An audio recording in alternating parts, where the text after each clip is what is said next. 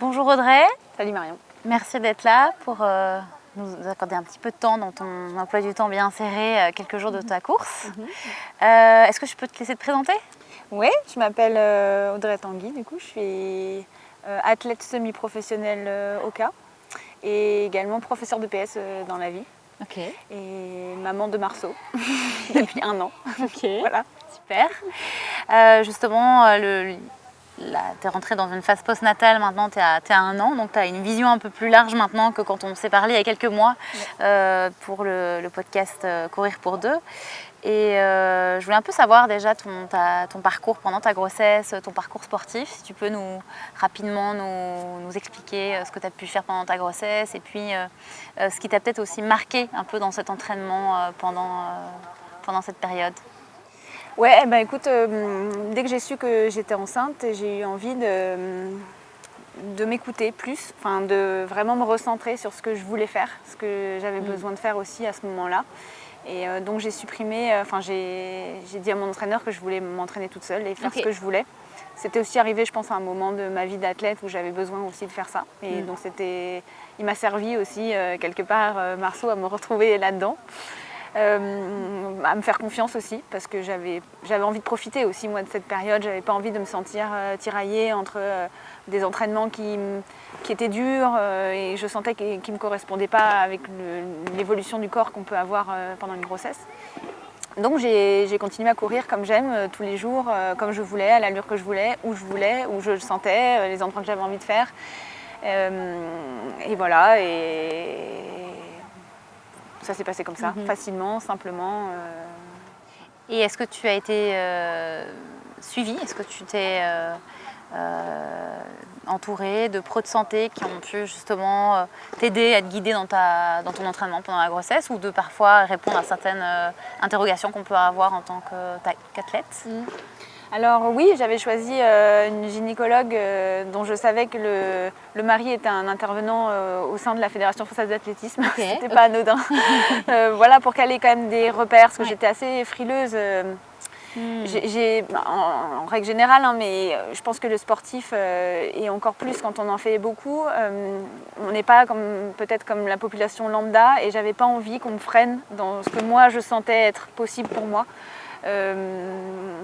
Voilà, c'est peut-être de l'arrogance, mais j'avais envie de faire ce que je voulais. Alors j'ai pris quand même quelqu'un qui était bien au fait de cette population-là. Ouais. Et je lui disais ce que je faisais. Si elle m'avait dit de ne pas le faire, j'en aurais discuté, je pense. Je n'aurais pas suivi totalement ce qu'elle me disait parce que j'avais besoin, moi, d'exprimer mon envie et mon ressenti par rapport à mon corps, en fait. Ouais, donc, voilà. tout à fait. Ouais. Et tu as... Donc tu as écouté tes envies, tu as continué à t'entraîner tous les jours. Et est-ce que tu as eu quand tu as démarré ta grossesse, est-ce que tu pensais que tu allais pouvoir faire autant, c'est-à-dire aller jusqu'à 1000 mètres de dénivelé par jour, jusqu'à la veille de ton accouchement, ou peut-être même le jour J, je ne sais pas. Oui, la veille. La veille ouais. Non, vraiment pas. Ouais. Non, vraiment pas.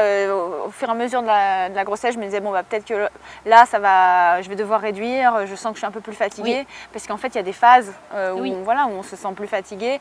J'étais totalement ouverte à ça. J'étais prête, parce que depuis le début, j'étais prête à m'adapter et à vraiment m'écouter en toute honnêteté. Je sentais que c'était nécessaire pour moi et encore plus pour mon bébé. J'aurais réduit sans aucun problème. Mais il se trouve que c'était des phases et que en m'écoutant, j'ai pu faire ça en étant bien et voilà. Et c'est certain parce que tu vois, les recommandations qu'on aurait pu te donner à un gynéco lambda, il t'aurait clairement freiné. Oui. Il t'aurait freiné, il t'aurait dit on vit 150 minutes. C'est ce que tu faisais quasiment tous les jours. Ouais. On allait te dire peut-être de ne pas monter trop dans tes pulses, mais bon, toi, tu es une athlète, tu n'as pas la même capacité qu'une personne qui s'entraîne un peu ou pas du tout. Donc c'est certain que pour le moment, il n'y a pas encore assez d'individualisation pour justement cette prescription d'activité phisique pendant la grossesse. Et je pense que tu as fait la meilleure chose, c'est que tu t'es suivie et tu as écouté ton feeling et tes besoins. Donc ça, c'est vraiment une bonne chose et une chance parce que finalement, 1 an après ton accouchement, tu es ici, tu vas participer à la CCC, une course de 100 km, c'est pas anodin et c'est aussi grâce au fait que tu es restée active avec autant de volume jusqu'au bout. Oui. C'est certain que tu as eu la chance aussi, parce qu'il y a des femmes qui n'ont pas la possibilité, qui ont des contre-indications à la pratique. Et donc finalement, si on parle un peu de la phase postnatale, comment est-ce que ça s'est passé, ton retour justement à ton entraînement? Comment est-ce que tu l'as programmé? Comment est-ce que tu as réussi à t'organiser en tant que maman? Alors là, un peu pareil que pendant la grossesse, en fait, c'était assez naturel. Alors j'ai eu des douleurs au périnée pendant 15 jours, bien 15 jours après l'accouchement.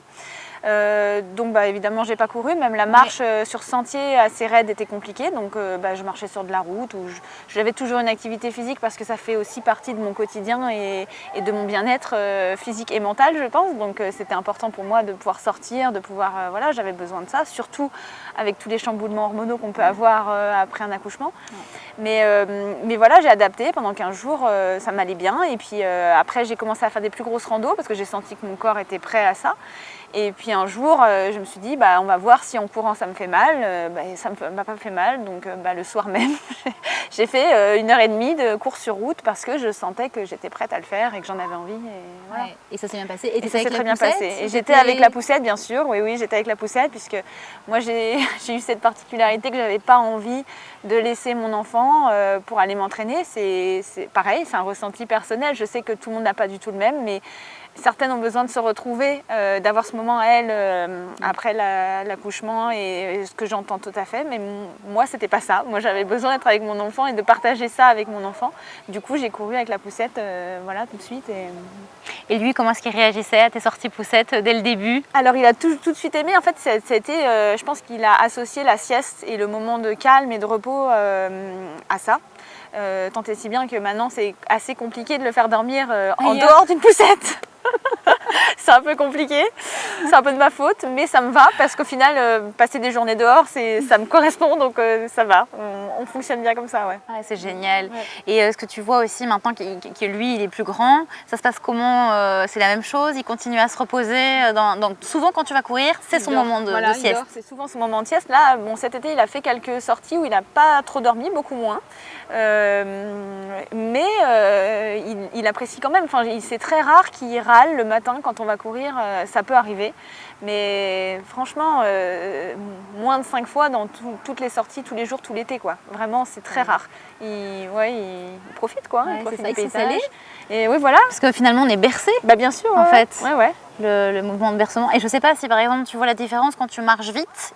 Et quand il était plus petit, entre la marche rapide et la course, est-ce que la différence de vibration faisait qu'il s'endormait plus, tu sais, quand tu courais ou quand tu marchais? Alors, je ne sais pas si c'est la différence de rythme ou si c'est le moment de la journée, parce que moi j'ai vraiment tendance à courir le matin. Oui. Donc ça serait difficile de dire.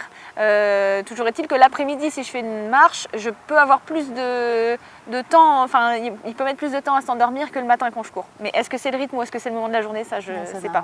C'est bon d'étudier ça sur plein d'enfants dont les mamans courent avec la poussette. Et concrètement, comment tu t'es préparée pour ta course, pour ton 100 km? Comment tu t'es organisée? Comment tu as augmenté ta vitesse, ton intensité, ton dénivelé avec la poussette? Est-ce que tu peux nous donner un peu en gros ta planification de ton entraînement avec ta poussette? Parce que je sais pas, est-ce que tu avais une planification finalement? Tu l'as fait au feeling? Aucune planification là, du coup c'est ça qui est rigolo. Et donc t'as pas repris ton entraînement? Pas du tout. Ah non, pas du tout. J'ai continué à faire comme je voulais. Oui. Et je fais maintenant 500 mètres de dénivelé positif par jour, à peu près 15 km, parce que c'est ce qui va devant chez moi et que j'ai pas envie de prendre la voiture pour aller courir. Et certes, des fois j'ai regardé un peu la montre où j'ai vu des cyclistes, j'ai joué un peu à ça en fait, en me disant bon, tu fais pas de fractionné, tu fais pas de qualitatif, tu fais pas de trail. Quand tu vois un cycliste, essaie de le rattraper, ça peut être un entraînement. J'ai fait ça, ça me va. Je sens quand même que je suis fatiguée à la fin de la journée, donc je me dis je dois quand même travailler. Maintenant, ce que ça va donner, j'en ai aucune idée. Vraiment, je sais pas du tout. Si ça se trouve, je vais pas terminer. Si ça se trouve, je vais être en super forme. Je vais peut-être gagner la CCC. Non, ça, il y a peu de chance. Mais en tout cas, je suis contente en fait, je vais prendre le départ en me disant quoi qu'il se passe. J'aurai aucun regret parce que tout le temps que j'ai passé à courir, c'était comme je voulais le faire et il n'y a pas de moment où je vais me dire j'aurais mieux fait de rester avec mon fils ou de passer du temps avec lui plutôt qu'aller me taper des allers-retours en côte parce que j'étais avec lui et c'était justement ce que je voulais pas vivre moi parce que ça me rajoutait encore de la pression et dans ce cas-là j'aurais arrêté la compétition. Oui, en fait ton entraînement c'est vraiment tout à fait fondu dans ta vision aussi de la maternité et ça c'est vraiment, je crois que c'est une des clés non, dans l'entraînement. Qu'est-ce que tu en penses pour les mères? Oui, je pense que c'est très important et moi c'est vrai que la maternité c'était primordial, bien au-delà de la vie d'athlète où je m'étais dit d'ailleurs, je m'étais laissé le droit de ne pas reprendre la compétition. Quand j'avais su que j'étais enceinte, même avant d'être enceinte, je m'étais dit j'ai vécu ce que j'ai à vivre en tant qu'athlète élite, c'était bien. Maintenant je passe à ça, ça sera le plus important. Et voilà, pour moi. Après voilà. Et comment ça s'est redessiné ça finalement? Le retour à la compétition justement au fur et à mesure de des mois qui ont passé après depuis ton accouchement, comment tu... En fait, je suis toujours sous contrat déjà avec mes sponsors. Donc voilà, j'ai été absente quand même pendant 2 ans, donc j'ai trouvé ça très bien de leur part de continuer de me soutenir. Bon, de toute façon, j'avais signé un contrat, ils n'avaient pas le choix. Mais en tout cas, ils l'ont fait. Et puis, j'ai quand même vécu de très belles choses aussi, moi, en tant qu'athlète élite. Et j'avais envie encore de partager ça avec des amis de manière différente, puisque finalement, comme je le faisais avant, ça allait un moment, mais ça n'aurait pas tenu très longtemps. Ça ne me correspondait pas suffisamment. Je ne m'y retrouvais pas totalement. Là, je m'y retrouve beaucoup plus.